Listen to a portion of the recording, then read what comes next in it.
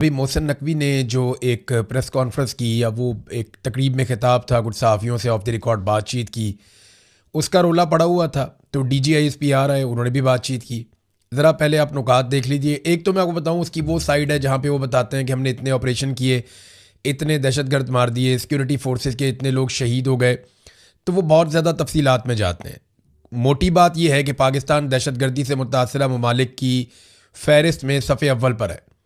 یعنی دنیا میں کوئی اور ایسا ملک اس خطے میں تو خاص طور پہ نہیں ہے جو دہشت گردی میں پاکستان سے زیادہ متاثر ہو. اس وقت دہشت گردی کی صورتحال یہ ہے کہ پاکستان کے حالات افغانستان، عراق، شام، یمن اور اس طرح کے دیگر جو ممالک متاثرہ ممالک ہیں جہاں پہ بہت زیادہ لڑائی ہو رہی ہے، یا آپ سوڈان بھی سمجھ لیجئے، پاکستان کے حالات ان ممالک سے بھی بدتر ہیں دہشت گردی کے معاملات میں.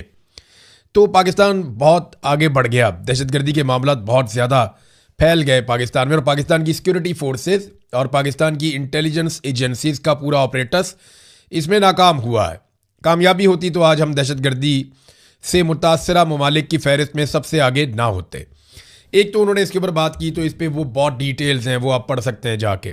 جو موٹی باتیں ہیں میں آپ کو بتاتا ہوں. ایک تو D G I S P R نے کہا کہ محسن نقوی نے جو اسٹیٹمنٹ دیا وہ ان کی ذاتی رائے ہے.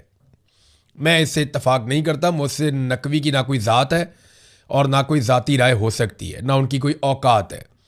وہ صرف اور صرف فیلڈ مارشل عاصم منیر کے ساتھ تعلق داری کی وجہ سے چیئرمین پی سی بھی ہیں، وزیر داخلہ بھی ہیں، وزیر خارجہ بھی وہ بنے رہتے ہیں، اور بہت ساری چیزیں وہ پاکستان میں آپ یہ سمجھ لیں وزیر اعظم سے زیادہ اختیارات محسن نقوی کے پاس ہیں. وہ ایک سیاسی نقطہ نظر ہو یا باقی چیزیں ہو، عاصم منیر کی ہر جگہ پہ نمائندگی کرتے ہیں. تو جو انہوں نے کہا وہ عاصم منیر نے ہی کہا اور یہی سمجھا جائے گا. اگر محسن نقوی اپنے سے 4 جملے بول دیتا تو نون لیگ لتر مار مار تباہ کر دیتی. لیکن نون لیگ یہ جانتی ہے کہ زبان کسی اور کی ہے، الفاظ کسی اور کے ہیں، لہذا نون لیگ نے محسن نقوی کو جواب دینے کی جرت بھی نہیں کی. گورننس کے معاملے پہ D G I S P R نے کہا کہ گورننس انتہائی اہم اور سنجیدہ موضوع ہے. گورننس جمود کا شکار نہیں رہ سکتی. گورننس کیسے لانی ہے، کون سی اصلاحات کرنی ہے، کس سمت جانا ہے، یہ فیصلہ سیاسی جماعتوں اور سیاستدانوں نے کرنا ہے. پھر سیاستدانوں اور رہنماؤں سے درخواست کرتا ہوں کہ قوم کو شعور دیں، قوم کو مزید کنفیوز کرنے کی ضرورت نہیں ہے.